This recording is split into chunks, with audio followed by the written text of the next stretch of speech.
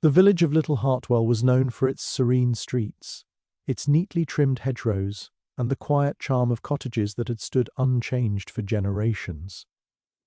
Yet in this peaceful corner of the world, a disquieting disturbance had shattered the usual calm. The house at the end of Willow Lane, long regarded as the quietest and most unassuming dwelling in the village, had become the centre of a baffling mystery. It belonged to Mrs. Agatha Penrose, a widow known for her meticulous habits and fastidious order, who had lived there alone for decades. That morning her housekeeper, Miss Clara Hewitt, arrived to find the front door locked from the inside, the windows unbroken, and no sign of forced entry.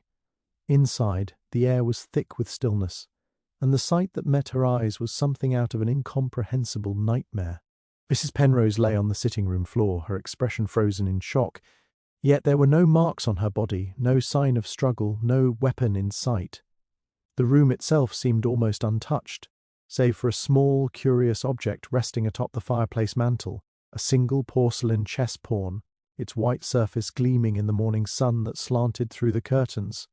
It seemed absurdly out of place, a triviality in the midst of a tragedy. The villagers, summoned in whispers, speculated endlessly. Was it a calling card left by the perpetrator, a symbol, or simply a random ornament displaced in some unnoticed scuffle? The mystery seemed designed to confound, a riddle wrapped in the mundane. Inspector Hale, called in from the county town, was a methodical man, but even he found himself unnerved by the circumstances. There was no note, no sign of entry, no footprints in the freshly swept floor, not a single witness to the hours leading up to the discovery. The house's back garden, with its neat flower beds and the faint scent of lavender, revealed nothing unusual. The gates were locked from the inside, the soil unbroken, the garden path untrampled. Hale paced the room repeatedly, eyes scanning every corner, mind cataloguing every minute detail. He noted the placement of the furniture, the angle of the light, the absence of dust displacement, all the while circling back to the strange pawn. What did it signify? Was it a taunt, a clue, or merely a red herring meant to mislead? As word spread, villagers crowded the narrow lanes, speaking in hushed tones. "It must be a locked-room mystery," one whispered. "But who would enter or leave without anyone seeing?" said another. There was speculation of ghosts, though Hale dismissed such notions with a wry shake of his head. Yet even the most sceptical could not deny the peculiar atmosphere. The house exuded a quiet, almost oppressive presence, as if it itself had conspired to conceal the truth. In the midst of this, Miss Marple, who had been visiting a relative in the neighbouring village, arrived quietly, her sharp eyes observing everything without drawing attention to herself. She moved with the calm of someone accustomed to seeing beyond surface appearances, noting not just the chaos of speculation, but the subtle cues that revealed human behaviour, the slight tremor in Clara Hewitt's hands, the way the mantelpiece caught the light on that single pawn, the faintest scuff mark beneath the armchair that might have gone unnoticed by the untrained eye. Hale began his standard questioning, interviewing the housekeeper, the baker who lived next door, even the postman who had delivered Mrs. Penrose's letters the day before. Each account was consistent, yet none offered a breakthrough. All testified to Mrs. Penrose's predictable routine: breakfast at 8, a walk in the garden at 9, letters at 10, knitting by the fireside in the late morning. And yet, somewhere within this unremarkable pattern, a rupture had occurred, a murder that defied logic. Miss Marple observed silently, her mind stitching together fragments of mundane life with the extraordinary outcome. The scene was both ordinary and sinister, a paradox that teased at a truth hiding in plain sight. By midday, the house had been sealed, neighbours lingering at the edges of curiosity and fear. The pawn remained inexplicably central, an object of fascination and dread. Hale inspected it, turning it over in his hand, noting its craftsmanship and weight, yet finding no fingerprints beyond the victim's. The simplicity of the object contrasted starkly with the complexity of the crime, amplifying the sense of impossibility. How could someone die in a room locked from the inside, with no visible cause, no weapon, and no explanation?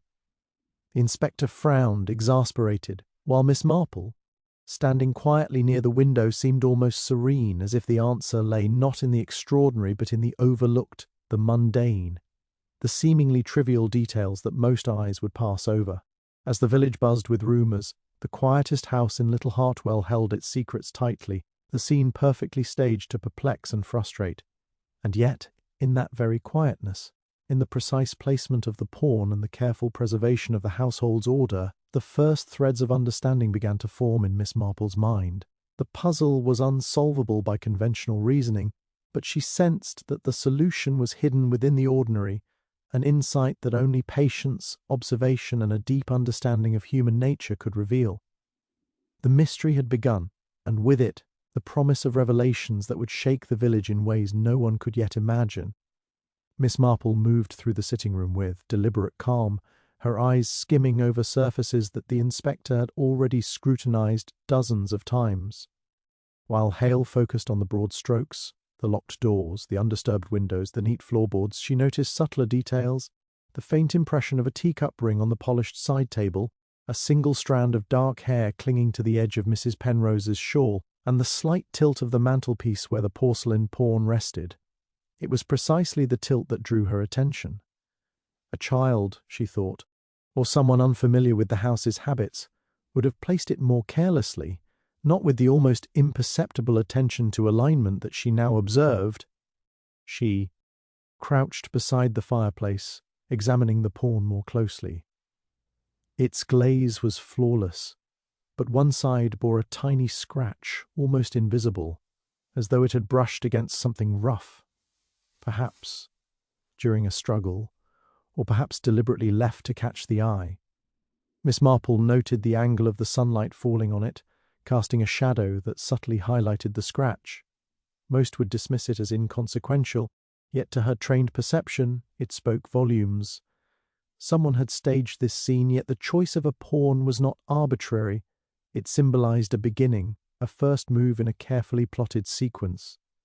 She could not yet decipher whose strategy it represented, but it suggested cunning and deliberate misdirection. As she rose, she caught the subtle twitch of Clara Hewitt's hands when she had adjusted the curtains. Most people overlooked the small nervous gestures, but Miss Marple had long learned that the smallest movements often revealed the most. Clara's eyes darted toward the hall as though expecting something or someone to appear, betraying a fear that went beyond shock. Miss Marple made a mental note to speak with her again, gently, later, to see what truths might slip out under quiet questioning. Meanwhile, the inspector was busy reviewing the windows, muttering about impossible exits, entirely absorbed by the physical logistics of the crime. Miss Marple wandered to the kitchen, noting the absence of any sign of disturbance there, yet the kettle was still warm on the stove. Someone had been preparing tea, and yet no one had left with it. She considered the timing. If Mrs. Penrose had been alone, who else could have been present? She inspected the teacup that matched the ring on the table, and then froze briefly, observing the faint aroma of peppermint, odd for a morning cup of black tea, which the widow had always preferred. This single sensory detail overload, oped by others, suggested that someone else had been present, someone who knew the household well enough to use its ordinary objects, yet cunning enough to leave no other trace. The hallway offered its own subtle cues. A small footprint, partially hidden under the rug near the back entrance, suggested movement that had been almost entirely erased, but not quite. Its size indicated a lighter, younger person, perhaps a visitor familiar with Mrs. Penrose's daily routines. Miss Marple traced it carefully with her eyes, observing the direction and angle, the faint smear of dust it left behind. It led directly to the parlour door, stopping abruptly at the threshold, as though the intruder had paused, perhaps startled, and then exited through a hidden path unknown to casual observation. When Hale re-entered, frustrated by the lack of leads, Miss Marple subtly guided him to look at small things rather than broad possibilities. "The puzzle isn't in the doors or windows, Inspector," she said quietly. "It is in what seems trivial. Objects, gestures, scents, minor imperfections. That is where the answer hides." Hale frowned, impatient yet intrigued, while she continued to scan the room. Her attention shifted to a faint smudge on the brass doorknob of Mrs. Penrose's private study. The mark was barely perceptible, a partial fingerprint likely left by someone wearing gloves too thin to fully obscure them. It was an anomaly, almost a whisper of evidence, yet it indicated that the perpetrator had moved through the house carefully, deliberately leaving hints only a keen eye would notice. Miss Marple then approached Clara Hewitt, who had been lingering nearby, fidgeting with her apron. Speaking softly, she asked a few gentle questions about the morning's routine, careful not to alarm the housekeeper. Clara's responses were precise, yet one small slip, a hesitation when mentioning the midday delivery from the baker, caused Miss Marple to pause. It was a tiny crack in an otherwise steady account, a sign of inner conflict or perhaps intentional omission. Miss Marple filed it carefully, knowing that truth often emerged slowly, in fragments. By the time evening fell, the quiet of the house seemed heavier, laden with unseen tension. While Inspector Hale had catalogued evidence and conducted interviews, it was Miss Marple's subtle observations that began to weave the first threads of understanding. The pawn, the teacup, the scent of peppermint, the faint footprint, the partial fingerprint, and the slight tremor in Clara Hewitt's demeanour, all were pieces of a puzzle that had at first seemed unsolvable. The full picture remained unclear, yet the early signs of deception, the careful staging, and the presence of an intruder were emerging in delicate but undeniable detail. Miss Marple stood near the window, gazing at the soft glow of lanterns along Willow Lane, confident that the quietest house of the village had more to reveal, and that the mind of a keen observer would soon uncover the carefully concealed truth. The following morning, Miss Marple accompanied Inspector Hale as he began the methodical questioning of villagers and household acquaintances. The first to be interviewed was the baker, Mr. Thomas Lacey, who had delivered Mrs. Penrose's customary morning bread the day before. Lacey spoke in rapid, nervous tones, insisting that everything had seemed normal during his visit, yet his account was riddled with minor contradictions. The time he claimed to have arrived did not align with the housekeeper's recollection, and he insisted he had left promptly, though he later admitted pausing near the hedge to greet a neighbour. Miss Marple noted the ease with which he tried to overcompensate, as if by insisting too firmly he hoped to mask something. Next came the garden. Mr. Simon Redford, a man who attended Mrs. Penrose's grounds for over a decade. His demeanour was calm, almost too composed, and he recounted his morning ritual with precise detail. Yet when asked about the back gates, his answers wavered slightly. I did close the gates, yes, but I cannot recall whether I latched them firmly, he muttered. The subtle hesitation, the fleeting glance at the inspector, spoke of a concealed uncertainty, a slight gap in memory that could be innocent, or carefully contrived. Miss Marple listened silently, noting that people often remembered routine exactly when they wished to hide deviation, and often forgot it when it mattered most. Clara Hewitt, the housekeeper, was called again for questioning. Her hands trembled slightly as she recounted her morning, insisting she had found the house exactly as it appeared when she arrived, yet her eyes flitted repeatedly to the mantelpiece, to the pawn, to the fireplace, and finally, briefly to Miss Marple herself, as though testing whether her own suspicions were detected. When asked about deliveries, she hesitated over Mr. Lacey, then corrected herself, admitting he had lingered longer than usual, a detail she had omitted before. It was a minor slip, but to Miss Marple it was significant. Small omissions often hid motives or awareness of unseen events. The village doctor, who had been called to examine Mrs. Penrose before she was declared dead, presented a different perspective. Dr. Morton described the scene clinically, noting the absence of trauma and the puzzling stillness of the body, yet he spoke of the widow's habits in a way that revealed his own biases, painting her as fragile and prone to accident. Miss Marple caught the subtle implication. The doctor was unconsciously framing the death as natural, perhaps hoping to minimize the scandal, yet in doing so he inadvertently suggested that someone could exploit such perceptions to conceal foul play. Even neighbours brought varying accounts. Mrs. Penrose's next-door neighbour, a retired schoolmistress named Miss Evelyn Bramwell, insisted she had heard nothing unusual that morning, though she contradicted herself by recalling faint footsteps near the back garden at approxim. Ately the same time as the delivery, each witness seemed to weave fragments of memory and conjecture, blending certainty with supposition, leaving Miss Marple to sift truth from the accidental and deliberate distortions. Some accounts were too rehearsed, too eager to absolve themselves or others were incomplete, leaving gaps that hinted at concealed actions or knowledge. Throughout the questioning, Miss Marple's attention remained alert to subtleties. The way a witness avoided direct eye contact, the quick intake of breath before correcting a statement, the slight stiffening of posture when a particular topic arose. She noticed that both Mr. Lacey and Clara Hewitt seemed particularly sensitive to questions about visitors in the preceding days, while Mr. Redford spoke freely about the garden yet sidestepped any mention of the house itself. These small inconsistencies, layered atop the earlier physical clues, the pawn, the teacup, the faint fingerprint, began to suggest a web of hidden interactions, motives, and careful obfuscation. As the interviews drew on, a pattern emerged, though it remained incomplete. Certain details, repeated in differing forms by multiple witnesses, hinted at someone moving through the house with familiarity, yet unwilling to be seen or remembered accurately. Others suggested subtle manipulation of timing and appearances, a strategy designed to mislead casual observation. Miss Marple realized that while the inspector focused on the physical evidence, it was the human element, the contradictions, the half-truths, and the unspoken fears that would reveal the underlying story. By late afternoon, the questioning concluded, leaving a mosaic of statements, some contradictory, some revealing, and all laced with nuances that only a careful observer could detect. As the village fell quiet once more, Miss Marple reflected on the small yet telling sigh.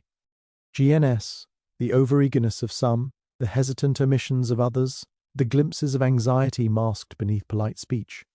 Beneath these voices of deception lay the first threads of truth, delicate and obscured, but present. She knew that unravelling the full narrative would require patient deduction, a close reading of human behaviour, and a willingness to see beyond the obvious. Somewhere, hidden in these layers of observation, was the key to the murder in the quietest house of the village, and Miss Marple intended to find it. Miss Marple spent the evening seated in the quiet parlour of the Willow Lane house, the soft lamplight casting long shadows across the walls. The village outside had resumed its ordinary pace, but inside, the threads of human intention were as tangled as ever. She began methodically reviewing the evidence in her mind, not just the physical clues, but the intricate web of motives that each individual seemed to carry. Everyone who had stepped through the quiet house had a reason, some clear, some obscured, but no single explanation accounted for the complexity of Mrs. Penrose's death. Mr. Thomas Lacey, the baker, had seemed almost too keen to provide an alibi. His nervousness suggested more than mere habit. He had recently fallen behind in his accounts with Mrs. Penrose, who was known to be both shrewd and exacting in her dealings. There had been murmurs in the village that he owed her a small but consequential sum, the sort of debt that could push a man toward desperation if he felt cornered. Yet his overt eagerness to cooperate suggested that, if he had a motive, he was simultaneously attempting to erase suspicion with excessive clarity. Miss Marple made a mental note. Debt could create a motive, but it could also inspire overcompensation in behaviour. Then there was Clara Hewitt, whose small slips during questioning hinted at knowledge she did not lie disclose. Her loyalty to Mrs. Penrose was well known, yet even loyalty could be complicated by fear or resentment. Miss Marple recalled overhearing Clara mutter about her own unfulfilled ambitions and the burdens of servitude, a subtle thread of jealousy that could fester over years. Could a sense of injustice or the desire for sudden autonomy have driven her to act, even in a momentary lapse of conscience?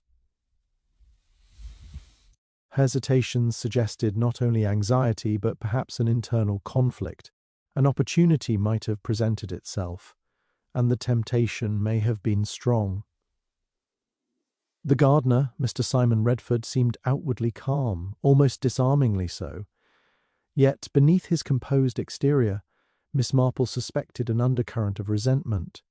He had tended the house and its grounds for over a decade, yet had little to show for his years of labour aside from a modest wage. There was also the rumour, which he denied when questioned, of a dispute over the property line and the ownership of certain prized shrubs. Was it possible that such a minor grievance could escalate into violence when the right circumstances presented themselves? Even trivial slights could become potent motives when combined with opportunity and a calculated mind. Neighbours and acquaintances offered their own murky threads. Miss Evelyn Bramwell, who had seemed a passive observer, had once been slighted by Mrs. Penrose over a minor charity dispute, leaving a simmering irritation that, while unlikely to result in murder, could have inspired participation in a plan that required someone to provide subtle aid or cover. Dr. Morton, too, seemed concerned less with the facts than with appearances, his desire to present the death as natural hinting at a fear of scandal, which in turn could suggest knowledge he had not yet revealed. Each connection, Miss Marple realized, was a small node in a larger, tangled lattice of potential motives. As she traced the relationships, she began to see overlapping circles: financial stress, unfulfilled ambition, resentment, fear of exposure, and the occasional petty jealousy. No single thread explained everything, but together they created a complex lattice of human desire and calculation. Miss Marple imagined the scenario. Someone moved through the quiet house, aware of the other's tendencies, relying on predictable routines, exploiting minor lapses in attention. The pawn on the mantelpiece, once merely a curious object, now seemed a symbol not just of misdirection but of a carefully orchestrated sequence. A game, perhaps, with multiple players unknowingly contributing to the same end. She reviewed the alibis, testing each against the physical evidence and the witness statements. Lacey's timeline contained slight inconsistencies. Clara's attention to detail occasionally faltered. Redford's knowledge of the grounds allowed him to maneuver unseen. Even the neighbours' observations created a patchwork of overlapping opportunities and potential misdirections. The challenge was to distinguish deliberate deception from innocent lapse. And in the quiet of the parlour, Miss Marple began to feel the pattern emerging, faint yet undeniable. Someone had exploited trust and familiarity, threading through the mundane rhythms of life to achieve an unanticipated end. By the time she rose to stretch, the night had deepened, and the village lay in gentle darkness. The motives of each suspect were clearer, yet the precise intersection of opportunity, action, and intent remained just beyond reach. Greed, jealousy, fear, and revenge danced together in a web that was complex but not impenetrable. Miss Marple understood that the next step would require patience and a careful orchestration of observation, questioning, and deduction, peeling back the layers of deceit to reveal the human intention at the heart of the quietest house in the village. Somewhere within the lattice of motives and half-truths, the key to Mrs. Penrose's death waited, and she was determined to uncover it. The following morning brought a flicker of hope to the investigation. Inspector Hale, buoyed by what he believed to be a breakthrough, summoned Miss Marple to the parlour where a small bundle of letters had been discovered, tucked beneath the cushions of Mrs. Penrose's favourite armchair. The letters, carefully folded and dated over the past few months, contained increasingly strident requests for repayment from Mr. Thomas Lacey, the baker. At first glance, the evidence seemed irrefutable, a motive concretely tied to opportunity and proximity. Hale's eyes shone with a mixture of triumph and relief. "It's clear, isn't it?" he said.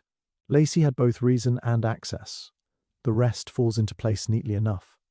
Arrest him, and this village can return to normal." Yet Miss Marple's gaze lingered not on the letters, but on the minor details surrounding them. The cushions of the armchair showed no disturbance other than where the letters had been found, suggesting that someone had deliberately placed them in plain sight. She traced the crease of one of the papers with a fingertip, noticing the faint residue of a scent, peppermint again, distinct from the aroma of Mrs. Penrose's own tea. The subtle trace hinted that the letters were a plant, not a genuine document left in the heat of argument or desperation.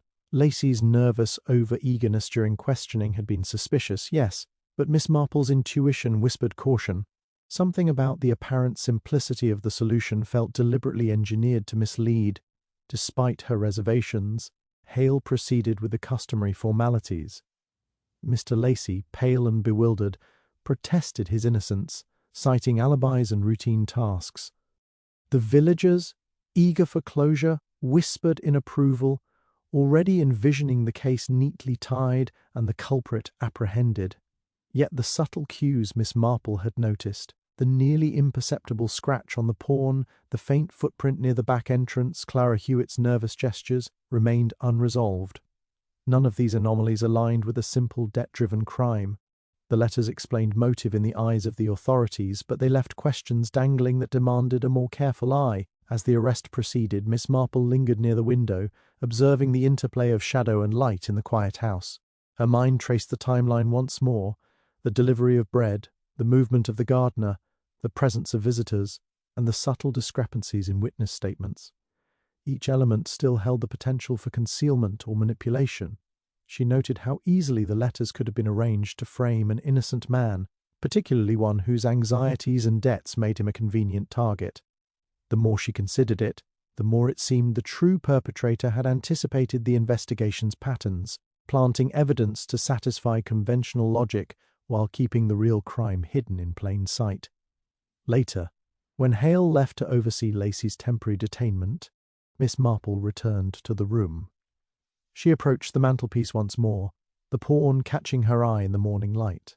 Its position, slight tilt, and the faint scratch all spoke of deliberate manipulation.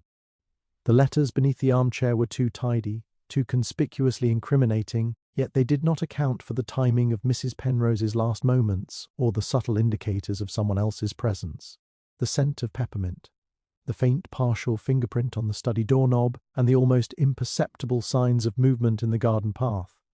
The threads that had appeared to converge on Lacey seemed more like a diversion, a carefully orchestrated smokescreen to lure investigators into complacency. Miss Marple's suspicion hardened into certainty. The case, celebrated as solved by most, was far from complete. The real culprit remained in the shadows, invisible yet calculating, observing the authorities with patience, perhaps even satisfaction at the apparent victory. Every attempt to close the case prematurely played into their hands, reinforcing the illusion of resolution. The subtle contradictions she had catalogued, the minor anomalies ignored by others, and the lingering details of human behavior, all were clues that, if followed with care, would eventually expose the truth.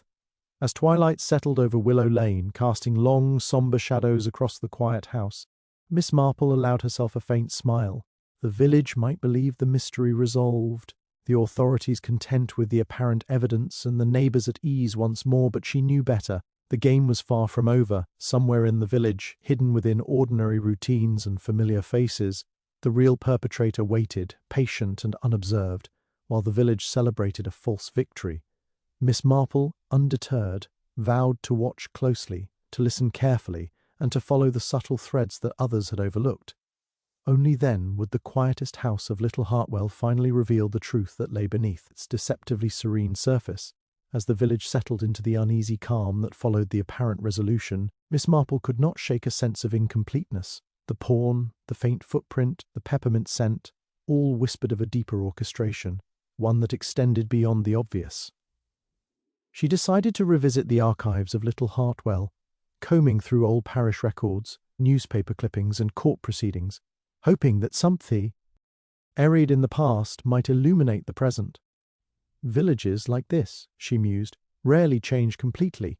Old grudges, alliances, and hidden grievances often lingered beneath the surface, waiting for the right moment to resurface. It was in a yellowed column of the local Gazette, dated nearly 20 years prior, that her eyes caught a name, Simon Redford. The article recounted a minor scandal in which Redford had been implicated in a dispute over property boundaries and inheritance among the local gentry. The dispute had ended quietly, without formal prosecution, but one detail lingered. Redford had accused a Mrs. Penrose, Agatha's late mother, of unfairly manoeuvring to claim a family asset. And the records noted a witness who had allegedly helped the Penroses secure the contested property. Miss Marple's pulse quickened as she recognized the witness's name. Clara Hewitt, the same housekeeper, now timidly loyal yet subtly anxious, had been entwined in this family affair decades. Earlier, Miss Marple considered the implications. Redford, the gardener, had been close to the Penrose family for years, ostensibly loyal but potentially nursing a long-held grudge over past injustices.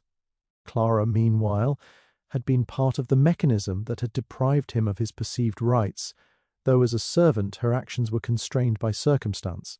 Had old resentments simmered quietly, only now manifesting in a chain of events that led to Mrs. Penrose's death? The pieces began to shift in her mind. The pawn, the letters, the careful manipulation of the household's routine. It was not just greed or simple revenge, but a story that reached back years, involving old wounds and hidden alliances. Determined to explore this further, Miss Marple revisited the suspects, observing their interactions under the pretext of ordinary conversation. Redford's composure seemed almost deliberate. as though every casual remark was measured. He spoke with understated knowledge about the garden, yet there was a subtle tension whenever Clara entered the room, a flicker of discomfort he quickly masked. Clara herself seemed distracted, often glancing at Redford as though anticipating his words, or carefully choosing what to say and what to withhold. Miss Marple realized that their connection was not merely coincidental but deeply rooted, shaped by events long before Mrs. Penrose's solitary years. She also noted how the other suspects, Mr. Lacey and Miss Bramwell, were entangled indirectly. Lacey, though financially motivated, had been only a convenient pawn in a larger scheme. His debts and anxieties could easily be exploited by those more calculating. Miss Bramwell's minor grievance, seemingly trivial, added yet another layer of distraction and potential manipulation, diverting attention from the older, more potent dynamics between Redford and Clara. The apparent simplicity of the letters and Lacey's supposed motive was just a smokescreen, a diversion that obscured the deeper historical threads that bound the real actors together. Miss Marple returned to the house late in the afternoon, examining the rooms with renewed attention.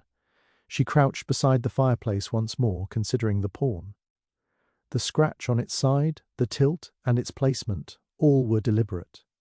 But now she saw them as symbols, markers in a game that spanned decades, rather than isolated clues of a single day's crime. The house itself, quiet and orderly, seemed to hold the echoes of old conflicts and strategies, each corner whispering of interactions long forgotten but never truly resolved. By evening the connections were clear in her mind.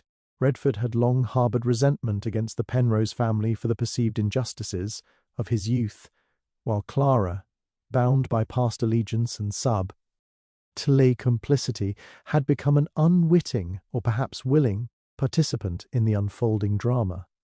The present crime was not an isolated act, nor purely spontaneous. It was the culmination of historical tensions, entwined motives, and carefully orchestrated deception. Miss Marple understood that solving the murder would require not only an understanding of recent events, but also a careful unravelling of past grievances, alliances, and betrayals that had lingered quietly in the shadows of the village. As darkness fell, the quiet house of Little Hartwell seemed to pulse with secrets long buried, yet poised to reveal themselves to the observant eye. Miss Marple, seated by the window and gazing across the still streets, felt the weight of both present and past converge. The crime, she realized, was a bridge between eras, an act in the immediate present, yet inseparable from history, shaped by choices and resentments that had festered unseen. The path forward was now clearer, though still fraught with subtlety and danger. Somewhere within the shadows of the past lay the final key to uncovering the murderer, and Miss Marple was prepared to follow it wherever it led. Miss Marple spent the early morning in quiet contemplation, turning over the details of the case in her mind. The house, though outwardly tranquil, seemed to hum with subtle tension, as if awaiting the revelation of truths long concealed. She understood that conventional questioning had reached its limits. The physical evidence, the letters, even the carefully observed behaviours, while illuminating, had not yet exposed the precise chain of actions leading to Mrs. Penrose's death. What was needed now was a method that would unsettle the perpetrator without alerting them to the scrutiny. Her plan took shape as she observed the interactions between Redford and Clara. Both moved with a deliberate composure, but the undersea current of tension she had sensed in their earlier exchanges remained. Miss Marple decided to employ a subtle psychological tactic, one that relied not on accusation but on suggestion, to observe their reactions. She would speak of the crime in terms that hinted at a shared knowledge or complicity without revealing her suspicions outright, seeing which slip in posture, gaze, or phrasing might betray the hidden truth. She began casually, inviting Redford to accompany her to the garden under the pretense of examining the layout for winter maintenance. As they walked along the path, she mentioned the pawn on the mantelpiece. "It strikes me," she said softly, "that some objects carry a story that is not immediately apparent. One might even say they witness events, though we often overlook them." Redford's hand paused briefly on the spade handle, and his eyes flicked toward the house, registering a faint, almost imperceptible tension. Miss Marple continued, speaking as if to herself. "One sometimes finds that minor details, a slight scratch or misplaced item, reveal far more than letters or testimony ever could.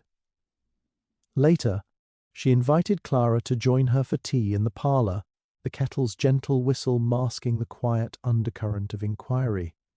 She casually discussed Mrs. Penrose's routines, her habits, and the visitors over the past weeks. Then she added, "It's remarkable how people sometimes act without realizing the traces they leave behind. Small gestures, a slip of the hand, a glance, a word, these can betray intentions we think are hidden." Clara's fingers trembled slightly as she poured tea, a minute, almost reflexive response, but it was enough to catch Miss Marple's attention. She noted it carefully, storing the observation alongside the faint peppermint scent that had lingered in the sitting room. Miss Marple decided to escalate her tactics subtly. She arranged a casual demonstration in the sitting room, asking Redford and Clara to assist her in inspecting the fireplace and arranging the mantelpiece ornaments. The exercise seemed mundane, a domestic request, but she deliberately spoke of the importance of placement, of the way objects could signify unspoken communication. As Redford adjusted a candlestick, he hesitated over the pawn, his hand lingering above it, a faint flush colouring his cheeks. Clara, meanwhile, appeared unusually attentive, her gaze shifting between the pawn and Redford with a tension that was difficult to mask. It was this interplay that revealed the crucial crack in the facade. Miss Marple, watching closely, noted the micro-expressions, the brief narrowing of the eyes, the slight stiffening of posture, the rapid intake of breath, all signals of unease that betrayed a hidden connection.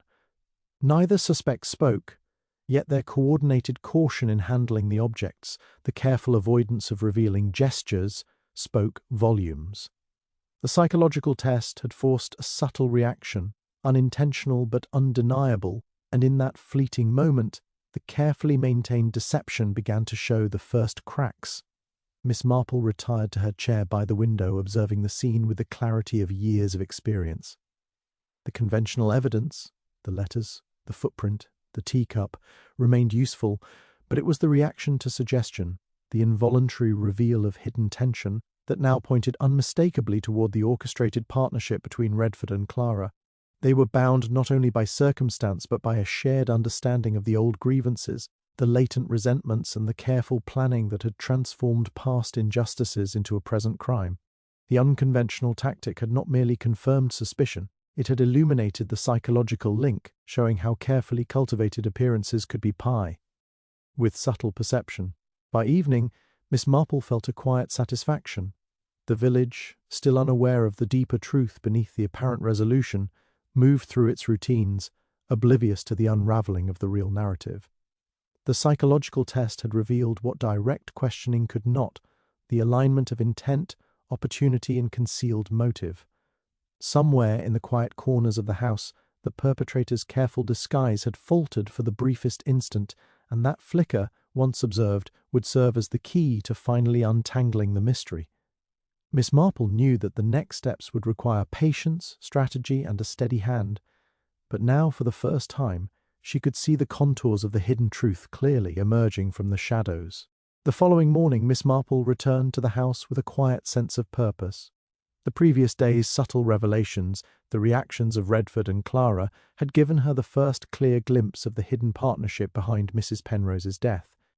She intended to follow the next thread carefully, to verify her suspicions and perhaps to uncover further evidence that would definitively confirm the connection. But as she approached the mantelpiece, her eyes fell on a sight that made her stomach tighten. The porcelain pawn, once so carefully tilted, was gone. A cold wave of realization passed through her. The pawn had been the symbolic centerpiece, the subtle signal in the web of deception. Its disappearance could not have been accidental. Someone had deliberately removed it, no doubt aware that it was more than a trinket. It was evidence, however symbolic, that connected the psychological reactions to the historical grievances. Miss Marple's mind raced through the possibilities: who had access, who would understand its significance, and who had the cunning to intervene without being noticed. The say, normally so quiet and secure, seemed suddenly alive with unseen movement. Inspector Hale arrived shortly thereafter, unaware of the theft. "I've received a report from the station," he said, frowning. "Some papers were taken from the temporary evidence locker last night. letters, records, and an envelope labelled as potentially crucial. It seemed someone wanted them removed before the investigation could proceed. Miss Marple nodded, her gaze lingering on the empty mantle.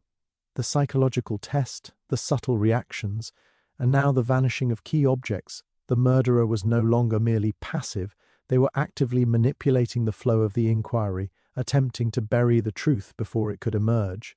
She retraced the steps of the previous day, considering how someone could have moved within the house undetected. Only Redford and Clara had intimate knowledge of its layout, the hidden corners, the discreet access points, and the timing of deliveries and visitors. The realization that the pair might have collaborated not only in the murder, but also in obstructing justice sharpened the stakes. Whoever had removed the porn and the letters understood that investigation required both physical and psychological evidence, and they were intent on eliminating both. Miss Marple decided to turn the disappearance into an opportunity. She subtly questioned the suspects again, discussing the importance of preserving objects as historical artifacts, and casually observed reactions to stories about missing items in other contexts. Clara's hands twitched slightly when the topic arose, and Redford's expression, normally composed, betrayed a brief flash of anxiety before he masked it with a smile.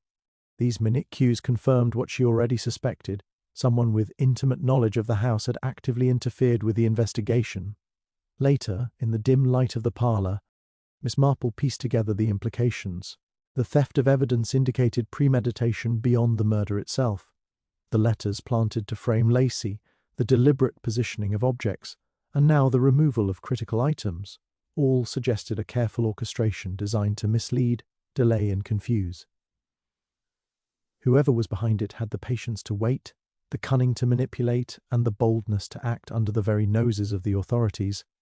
Miss Marple realized that the killer was testing the investigation, probing for weaknesses and exploiting routine procedures to cover tracks.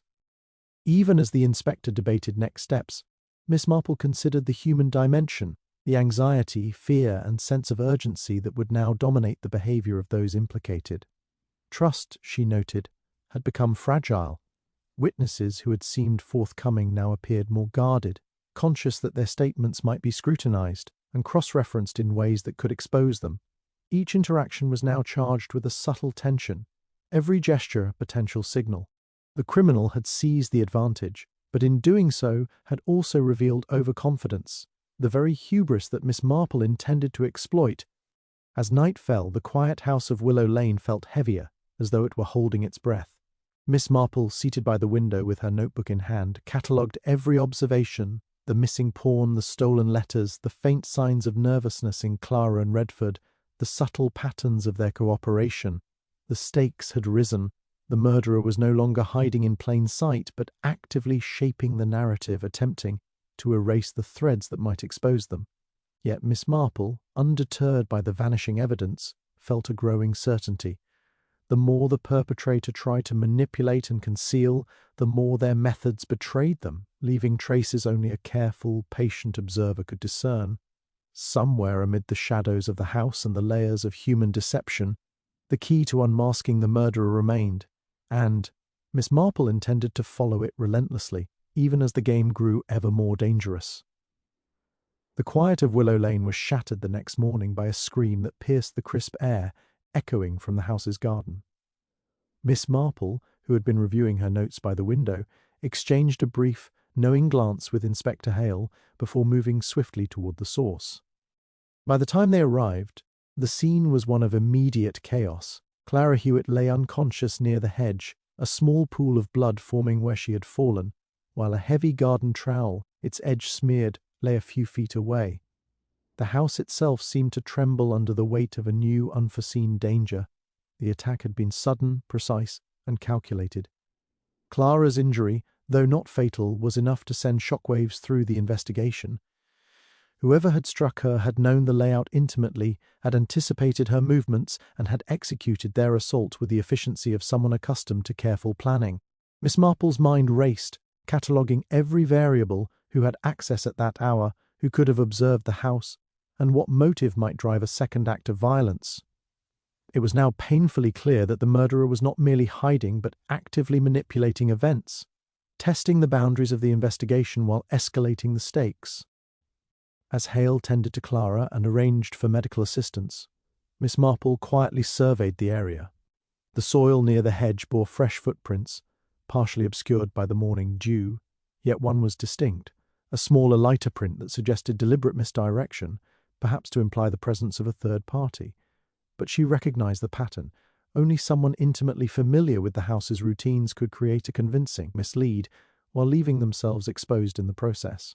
Her mind turned immediately to Redford and the historical grievances she had uncovered, but she also could not rule out Clara herself being targeted for knowledge she had inadvertently revealed. While the authorities documented the scene, Miss Marple noticed a subtle anomaly: the trowel's position relative to the footprints. It had been placed with deliberate care, almost theatrically, as though meant to suggest a hurried struggle or a random accident. The position, however, betrayed a practiced hand. The angles of the swing, the placement of the body, the absence of defensive bruising, all indicated that the attacker's intent had been more to intimidate and control than to harm lethally. Yet the message was unmistakable. The perpetrator was watching, testing boundaries, and prepared to escalate further if necessary. By midday, Clara had regained consciousness, speaking in halting whispers of a shadowy figure she had glimpsed, someone moving with uncanny familiarity among the hedges before she was struck. Miss Marple gently coaxed details from her, careful to avoid suggestion, noting the fear and hesitation in Clara's voice. The attack had not been random. It was a calculated attempt to silence a potential witness and destabilize the ongoing investigation. The murderer had anticipated that the pawn's disappearance and the stolen letters were already significant, and now sought to control the human variables, creating fear and confusion to mask the trail of truth. Miss Marple turned her attention back to the house itself, imagining the perpetrator watching from concealed vantage points, waiting for the right moment to strike again. Every exit, every window, every shadow became part of the mental map she constructed, anticipating patterns of movement and predicting potential threats. This was no longer simply a puzzle to solve after the fact. It had become a matter of preemption, of understanding behavior before actions could escalate. The game had shifted, and the rules had changed. The murderer was not content to hide. They were active, manipulative, and dangerous. As dusk approached, the village seemed to shrink around the house, silent and tense, each resident a potential witness, each movement a clue. Miss Marple, seated near the window with her notebook and careful observations recognized the cruel brilliance of the perpetrator's strategy. The attack on Clara was both a diversion and a warning, a demonstration of control and foresight. Yet it also revealed a vulnerability. The careful choreography of the crime, the deliberate misdirection, the need to monitor reactions, all suggested that the murderer's success depended on maintaining control. Any deviation, any unpredictable response from the detective or witnesses could unravel the plan. Miss Marple felt the weight of the moment settle upon her. The second attack had confirmed that the villain was still several steps ahead, but it had also illuminated the patterns that could lead to exposure. The investigation now demanded not only deduction, but vigilance, not only insight, but protection. The murder in the quietest house of Little Hartwell had evolved into a living threat, a test of perception, patience, and courage, and Miss Marple, undeterred by danger, understood that the next moves would be decisive, both for solving the crime and for preventing its shadow from claiming another victim. The attack on Clara had left a tension that lingered in every corner of the house, yet amid the chaos, Miss Marple's mind was busily connecting threads others had ignored. She returned to the sitting room, where the absence of the pawn still weighed heavily. The letters, though stolen, had left traces in memory and observation: the faint peppermint scent, the careful folding, and the nearly imperceptible scratch on the mantelpiece. Each clue, minor on its own, now seemed part of a larger orchestrated pattern. Miss Marple recalled the series of small behaviours she had observed: Redford's brief, controlled flush when handling the pawn, Clara's nervous hand movements, and Lacey's over-eagerness during questioning. She revisited each mental note, tracing interactions, timing, and reactions. Then, almost casually, she remembered something the late Mrs. Penrose had once mentioned in passing during a neighbourly conversation Miss Marple had overheard weeks ago: the widow's insistence that her mantelpiece was the pivot of the house, where one can read the moods of anyone who enters. At the time, it had seemed a quaint, almost trivial remark, a comment on household superstition. Now it struck her as crucial. The mantelpiece, she realized, had not been chosen randomly. The pawn, the letters, the subtle scratch, all centered there, as if deliberately placed to be seen but misread. It had been a stage upon which the perpetrator could manipulate reactions, observe responses, and leave messages for those who knew how to interpret them. The psychological test had revealed cracks because the pawn and its placement had been designed as a signal, a lure for the observant eye. Everything had been orchestrated to look simple, while concealing an intricate network of connections and motives. Miss Marple turned her attention to the garden, retracing Clara's steps and the positioning of the trowel during the attack. The footprints that had seemed misleading in isolation now aligned with her emerging understanding. The attacker had calculated the timing, anticipating the housekeeper's movements, and had chosen a position that would maximize psychological impact while minimizing risk. Even the placement of shadows and the angle of sunlight was subtly used to conceal true movements from casual observation. Every minor anomaly, the scratch, the scent, the tremor in a hand, was a deliberate element of a pattern visible only to someone patient and precise. She considered the relationships between the suspects. Redford and Clara shared a hidden history, tied to events decades past, which had shaped both opportunity and motive. Lacey's debts and anxieties had been exploited as a diversion, drawing attent away from the true orchestrators. Miss Bramwell's minor grievances, though irrelevant to the act itself, had added a layer of confusion, creating false leads and reinforcing the appearance of a straightforward crime. Once she saw these pieces as a whole, the seemingly random chaos of the investigation now revealed itself as deliberate choreography, each act designed to mislead, manipulate, and control perception. A detail that had seemed innocuous earlier, a slight smudge of dirt on the kitchen threshold, suddenly took on significance. It aligned perfectly with the faint footprint in the garden, the timing of Clara's routine, and the placement of the pawn. It was a minor imperfection, easy to overlook, but it connected movement, intention, and opportunity in a way that nothing else could. The missing pawn, the letters, and even Clara's attack were no longer disparate events. They were steps in a carefully plotted sequence, designed to obscure motive while revealing character and ultimately pointing toward the orchestrator. Sitting back in the parlour, Miss Marple allowed herself a quiet, satisfied nod.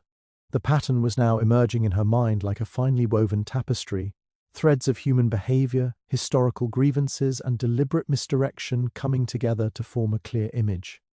The key had indeed been in plain sight all along, hidden within the ordinary, the trivial, the overlooked, the very details that others dismissed as inconsequential. The murder, the theft of evidence, the psychological manipulations, and the recent attack were not separate crises, but components of a single design, visible only to the patient and discerning observer. As dusk settled over Willow Lane, casting long shadows through the windows, Miss Marple understood the next step. The mystery had been concealed in plain sight, but now the pattern revealed the path forward. Every gesture, every object, every minor anomaly, once isolated, had coalesced into a clear framework of intent.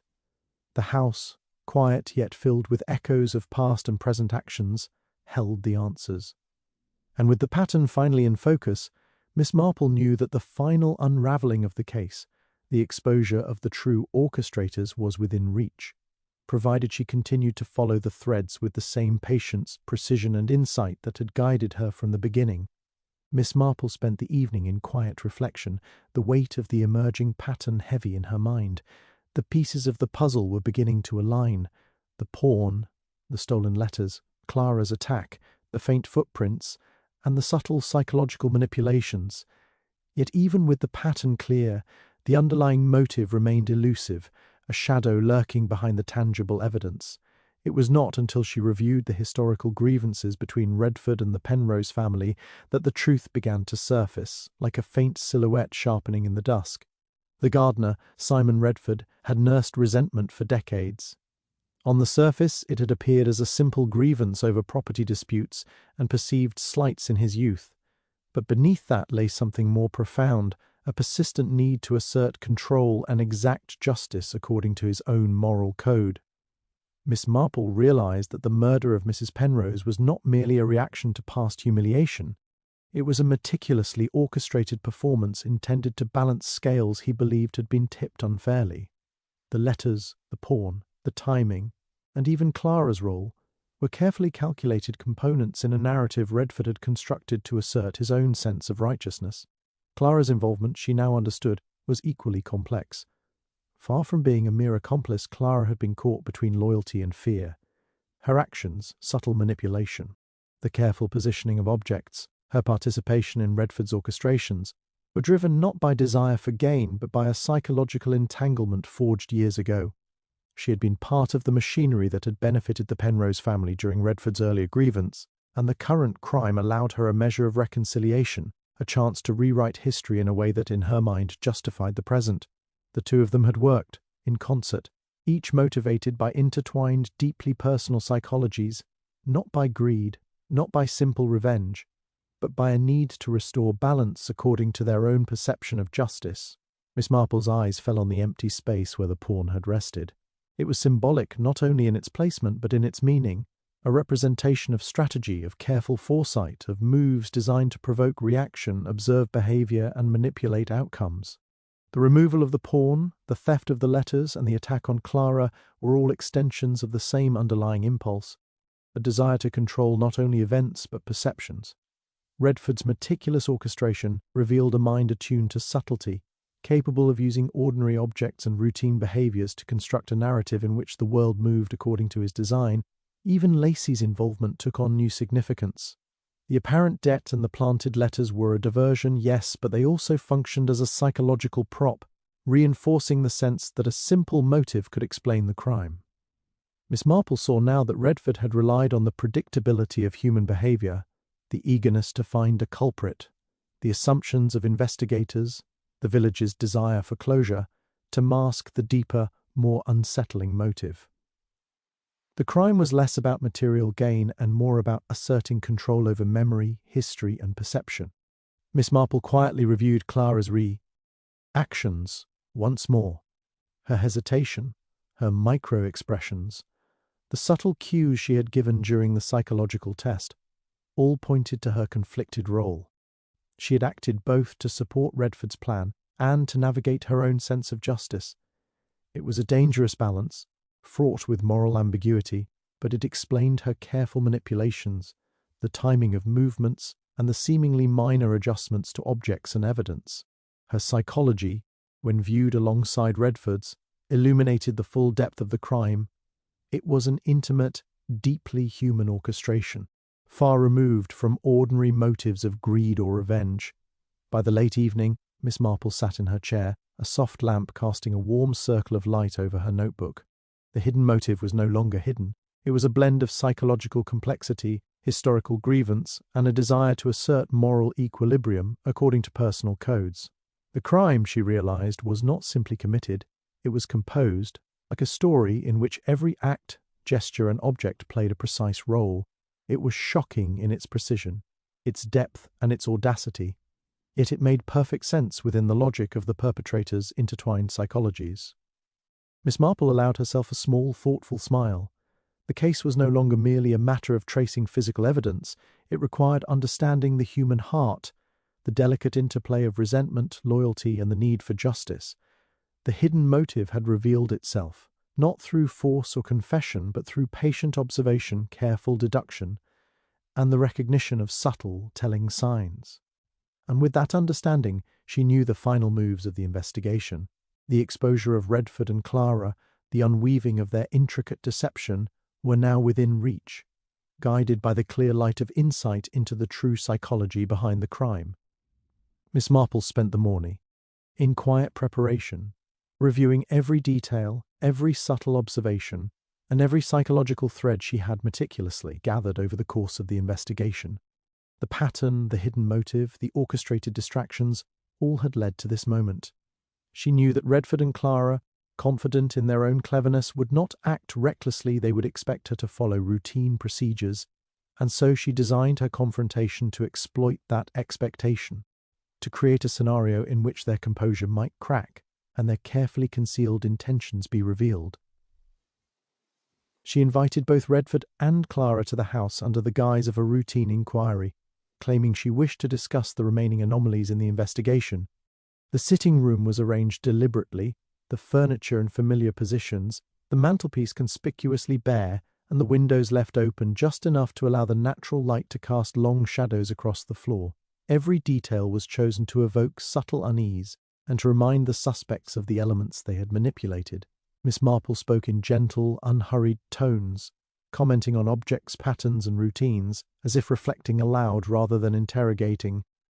Redford was the first to react. He fidgeted with a handkerchief, his eyes scanning the room, noting the absence of the pawn and the careful arrangement of objects. Miss Marple, with her customary calm, mentioned casually that she had revisited the garden paths, tracing footsteps and noting the timing of every movement. "It's remarkable," she said softly, "how much the ordinary can reveal if one simply watches patiently." Redford's lips pressed together, a subtle twitch betraying the tension he tried to suppress. Clara, seated beside him, kept her hands tightly folded, her knuckles white.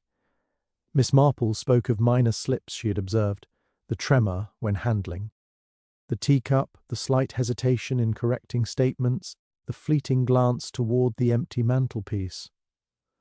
"One can learn a great deal," she said, "from the smallest gestures, the tiniest adjustments. Often, people give themselves away without intending to." Her words were not accusations, merely observations, yet the effect was palpable. The air in the room thickened with anticipation, the calm of the detective contrasting sharply with the subtle anxiety of the suspects. Miss Marple then guided the conversation toward historical grievances, speaking of Redford's long-standing property disputes and Clara's involvement in earlier events. She framed them as matters of memory and curiosity, yet each remark was designed to illuminate connections, forcing the pair to confront truths they had long concealed. Redford's hands, which had rested on his knees, twitched imperceptibly. Clara's gaze flicked to him, and then, for a brief instant, their composure faltered simultaneously. It was the micro-expression Miss Marple had been waiting for, the brief alignment of reaction that betrayed shared complicity. Seizing the moment, Miss Marple spoke of the missing pawn and the stolen letters, mentioning casually that she had traced movements and timing meticulously. The weight of these observations, combined with the psychological pressure she had applied, was enough. Redford's voice broke first. He attempted to deny the accusations, but the careful layering of evidence and insight had left him with no safe path. Clara's hands rose to cover her mouth, a gesture of involuntary acknowledgement, and Redford's denials faltered into a trembling confession. They admitted the carefully constructed plot, revealing the depth of planning, the intertwining of historical resentment and present action, and the calculated psychological manipulations intended to mislead the authorities. Their confession detailed not only the act itself, but the reasoning behind it, the satisfaction derived from exerting control over perception, and the deliberate framing of Lacey as a diversion. Miss Marple listened with her characteristic calm, occasionally nodding, her keen mind passing truth from the layers of self-justification and fear. Even as Redford attempted one final desperate move, a subtle attempt to reach for the back door, Miss Marple's composure never wavered. Inspector Hale, silently stationed nearby, intervened without hesitation. The moment of tension passed, and the room, once charged with uncertainty, relaxed as the two culprits were securely restrained. Miss Marple allowed herself a small, satisfied smile. The quiet house of Little Hartwell, long the stage of deception and subtle manoeuvring, had finally yielded its truth. As the villagers would later recall, it was not force or intimidation that had solved the case, but patience, observation, and understanding of human behavior. Miss Marple, seated quietly among the familiar furnishings, reflected that the crime had been more than an act of violence. It had been a performance, a psychological orchestration spanning years. And now, with the orchestrators revealed, the web of motives untangled, and justice assured, the house at last seemed to breathe a sigh of relief, its quiet restored, though forever marked by the cunning and complexity of the events that had unfolded within its walls. The following morning, the village of Little Hartwell seemed to breathe a tentative sigh of relief. Redford and Clara were securely in custody, the stolen letters recovered, and the pawn had been returned to its proper place on the mantelpiece. Inspector Hale was preparing his report, confident that the case had been conclusively solved. Yet Miss Marple, ever vigilant, felt a faint unease, an almost imperceptible whisper in her mind that suggested not everything had been laid bare. She revisited the sitting room, tracing with her eyes the lines of furniture, the subtle indentations on the carpet, and the faint smudges on the hearth. The confession had been thorough, but she remembered. The careful choreography of gestures, the placement of minor objects, and the deliberate timing of events that had indicated an intelligence at work beyond simple grievance. Something about the resolution felt staged, not the confession itself, which was genuine, but the way the story seemed too neatly wrapped. She recalled the fleeting glance Clara had cast toward the study door during the psychological confrontation, a glance tinged with fear not at discovery, but at someone unseen beyond the doorway. Her suspicions were confirmed that afternoon when a minor but curious detail surfaced, a ledger from Mrs. Penrose's private desk, overlooked in the initial search, had vanished. Unlike the letters and the pawn, this was a meticulously maintained record of household accounts, personal notes, and entries that hinted at relationships and alliances that had not yet been revealed. Whoever had taken it understood its significance, its potential to implicate or exonerate beyond the narrative Redford and Clara had confessed. The ledger was not just a document, it was the key to understanding the full depth of the plot. Miss Marple immediately returned to the house, her sharp eyes scanning for overlooked access points, subtle signs of manipulation, or clues left by someone moving quietly and deliberately. She noticed a faint smudge of ink on the edge of the desk drawer, slightly out of place. It was old but recently disturbed, as if someone had rifled through it and returned it with care. Her mind raced through the possibilities. Who else had both the knowledge and the opportunity to manipulate events, even after Redford and Clara's capture? It was then that she remembered something seemingly inconsequential from the earliest days of the investigation, the presence of Miss Bramwell, the neighbour, who had appeared overly concerned, too quick with advice, and unusually precise in recounting of events. Initially, Miss Marple had dismissed these behaviours as mere attention to detail, the result of a curious and orderly temperament. But now, in light of the missing ledger and the coordinated crimes, those very qualities took on a new, alarming significance. Bramwell had been present in the margins of the crime all along, observing, guiding, and perhaps even subtly orchestrating, confident that the chaos created by Redford and Clara would mask her own interventions. Miss Marple arranged a careful, unassuming visit to Bramwell's home, observing her reactions to casual discussion of the case. She noted the flicker of tension when the ledger was mentioned, the subtle stiffening of posture, and the momentary avoidance of eye contact. Pressed gently, Bramwell's explanations became convoluted, her stories intersecting awkwardly with known timelines, revealing gaps that suggested both foreknowledge and active manipulation. Miss Marple recognized then that while Redford and Clara had executed the physical acts of the crime, Bramwell had been the true architect, exploiting historical grudges, psychological patterns, and the villagers' assumptions to create the perfect smokescreen. With this final revelation, the true scale of the conspiracy emerged. The murder had been carefully choreographed, leveraging human emotion, historical grievances, and small, seemingly insignificant details. Bramwell's genius had been in remaining hidden in plain sight, directing the investigation with subtle nudges while others took the fall for the overt actions. Miss Marple realized the full extent of her challenge. It was not enough to rely on confessions or physical evidence. She needed to expose the mastermind without giving away her own hand, lest Bramwell attempt to vanish or manipulate again. Returning to the quiet house of Little Hartwell, Miss Marple sat by the window, notebook in hand, tracing every connection once more. The village remained calm on the surface, unaware of the invisible currents of intelligence and calculation that had dictated the course of events.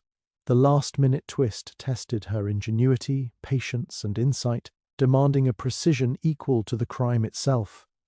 She allowed herself a small, thoughtful smile. The puzzle had revealed its final, hidden piece.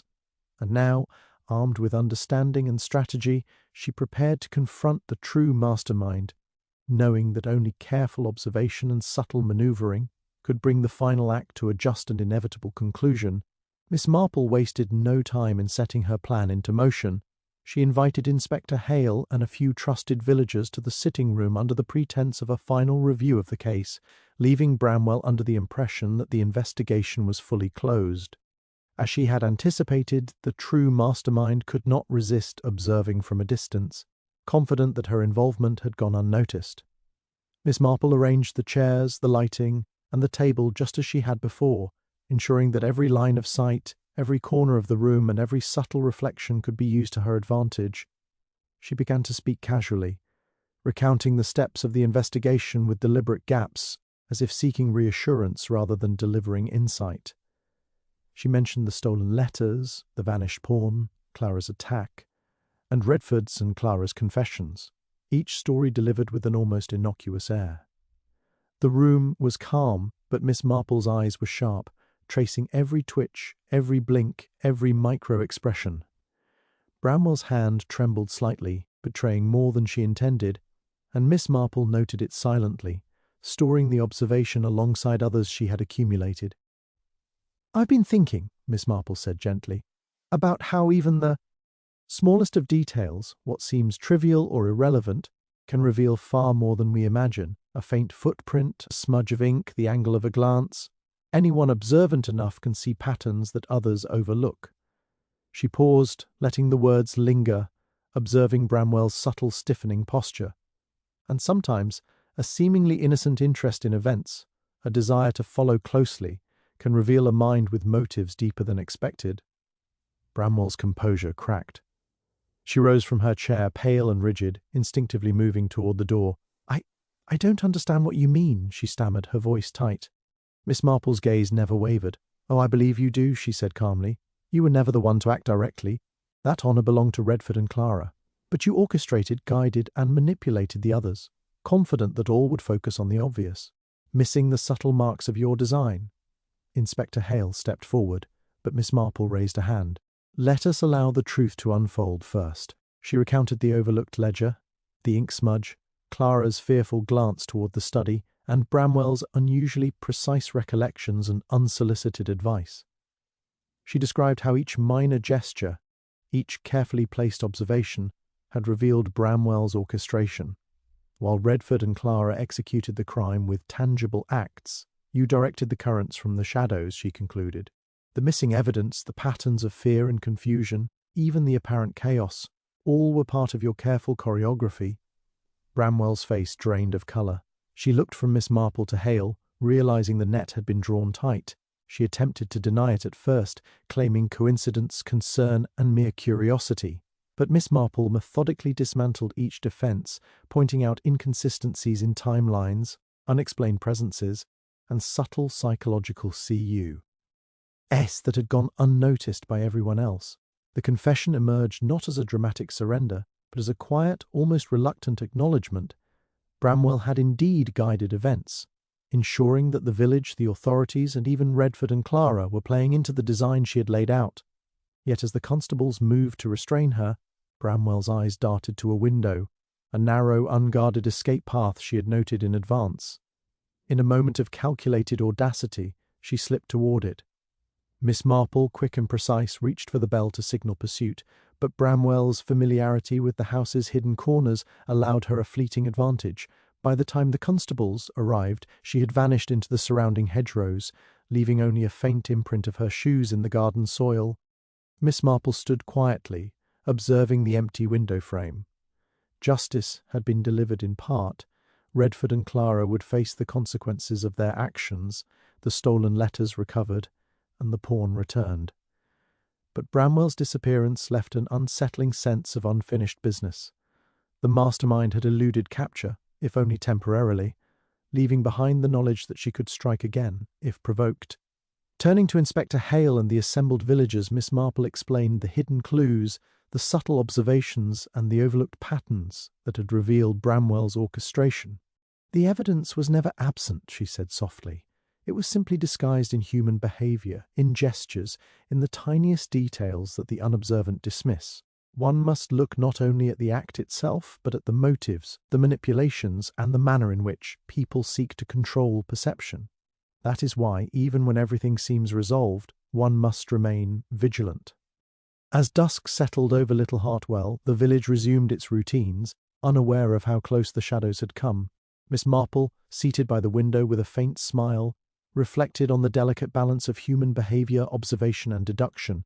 Justice had been served, though imperfectly, and the final lesson was clear. The smallest details often carry the greatest weight, and the mind that observes most carefully will always remain one step ahead.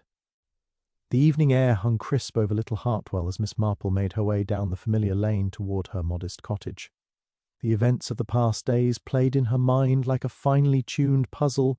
Redford and Clara's confessions, the psychological manoeuvres that had revealed their complicity, and the vanishing Bramwell, whose subtle genius had eluded capture for now. Justice had been meted in part, yet the village, blissfully unaware, carried on as if the shadows had never brushed against its quiet streets. As she walked, Miss Marple reflected on the minor but telling details that had allowed her to see the hidden layers of the case. A smudge of ink, a tremor in a hand, a fleeting glance, all had combined to create a portrait of motive and method that others had failed to perceive.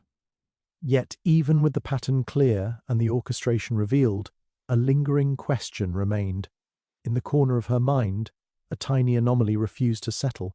A phrase in the ledger, partially obscured and overlooked in the rush to reconstruct events, hinted at a transaction that did not align with any of the suspect's known movements. It was subtle, almost invisible, yet it nagged at her intuition. Miss Marple paused by the gate, letting the faint glow of gas lamps illuminate the lane. She recalled Bramwell's vanishing act, the precision with which she had surveyed her escape route, and the cool calculation evident in her fleeting expressio.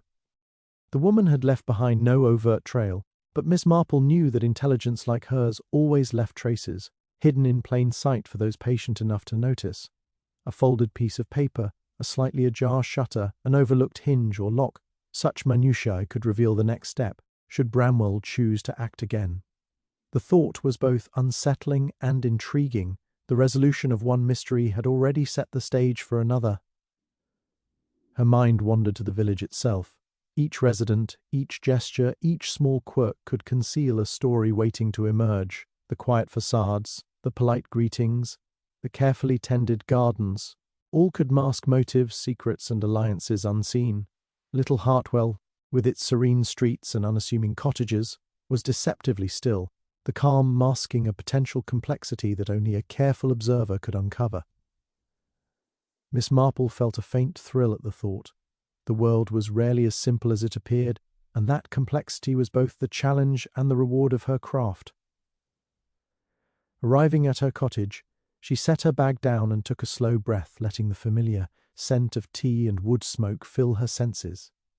She glanced at the small notebook she had carried through the investigation, its pages filled with notes, observations, and sketches of gestures and patterns. Even now, she noted, there were lines she had yet to follow, small connections she had yet to explore. Perhaps some of them would lead to Bramwell, perhaps to another secret lying dormant within the village, waiting for the right moment to reveal itself. A soft knock at the door drew her attention. It was a neighbour, bringing a message from someone she had never expected, a cryptic note that spoke of an old acquaintance returning to the village with a reminder that not all stories were finished, and that not all threads had been untangled. Miss Marple accepted it silently, feeling the familiar stir of curiosity and anticipation. The village seemed calm, but her instincts told her that the quiet often belied movement beneath the surface, that mysteries were rarely final, and that vigilance was the companion of clarity. As she settled into her favourite chair, tea steaming gently on the table beside her, Miss Marple allowed herself a small reflective smile. The case of the murder in the Quietest house had reached a resolution, yet she knew the truth of life and crime. The surface might appear still, but subtle undercurrents always remained, and where human ambition and desire intersected, there would always be a story waiting to unfold. She opened her notebook once more, pen poised, ready to follow the next trace, the next pattern, the next whisper of evidence that might emerge. For Miss Marple, the quiet of Little Hartwell was never truly silent. It was alive with secrets, and the work of discovery was never truly finished. and as the village lights twinkled softly against the darkening sky, one certainty remained: the mystery never ends.